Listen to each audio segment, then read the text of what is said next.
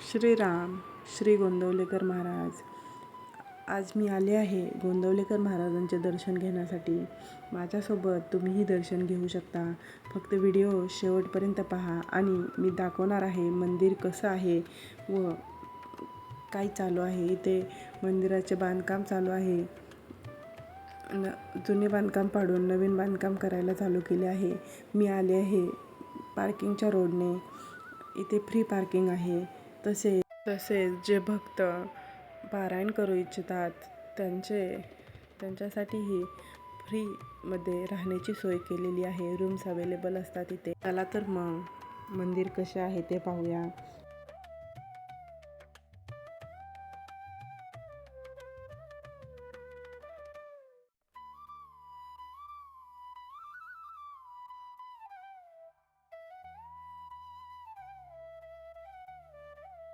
इथे चौकशी कक्ष आहे. तिसऱ्या गेटने आतमध्ये गेल्यानंतर इकडल्या साईडला चप्पल स्टँड आहे. त्याच्याच साईडला स्नानगृह, स्वच्छतागृह आणि रूम्स अवेलेबल तिथे मिळतात. त्यानंतर समोरच गोंदवलेकर महाराजांची समाधी आहे, ते पाहूया.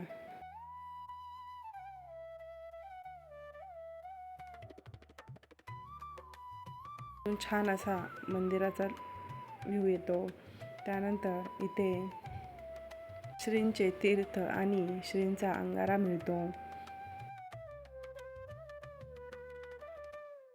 आतमध्ये गेल्यानंतर मंदिरात नामस्मरणासाठी भक्तांना बसता येते. छान अशी सोय केलेली आहे त्यांनी. येथे समाधी आहे, ज्याचं दर्शन व्यवस्थित होते. गर्दी नसते कधीच इथे. व्यवस्थित शांततेत दर्शन मिळते.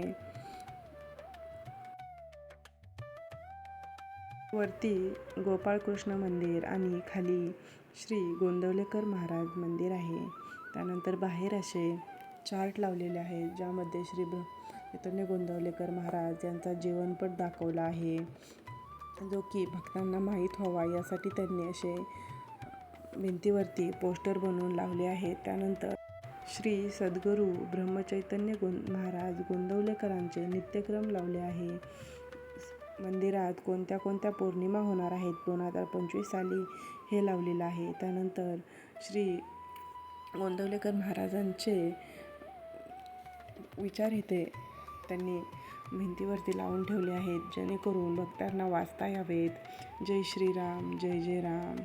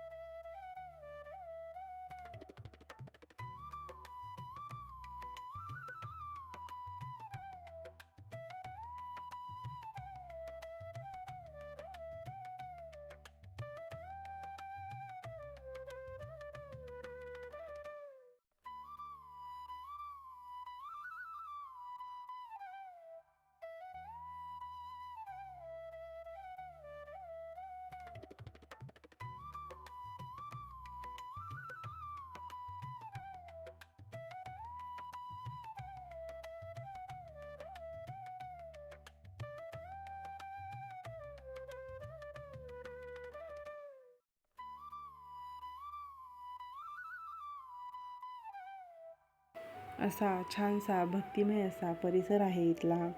खूप शांत वाटते. येथे गेल्यानंतर तुम्हीही एकदा नक्की भेट द्या. खूप छान मंदिर आहे आणि स्वच्छता पण खूप छान मेंटेन केली आहे यांनी, कमिटीवाल्यांनी. छान वाटतं. तुम्हीही श्री चैतन्य गोंदवलेकर महाराजांचे भक्त असाल आणि तुम्ही तिथपर्यंत पोहोचू शकत नसाल, यामुळे मी हा व्हिडिओ तुमच्यापर्यंत पोहोचवण्याचा प्रयत्न करते आहे. इथे इरकणी कक्ष आहे बाळांना दूध पाजण्यासाठी. त्यानंतर इथे ब्रह्मचैतन्य गोंदवलेकर महाराज यांच्या पहिल्या पत्नीचे मंदिर आहे. श्री ब्रह्मचैतन्य गोंदवलेकर महाराज.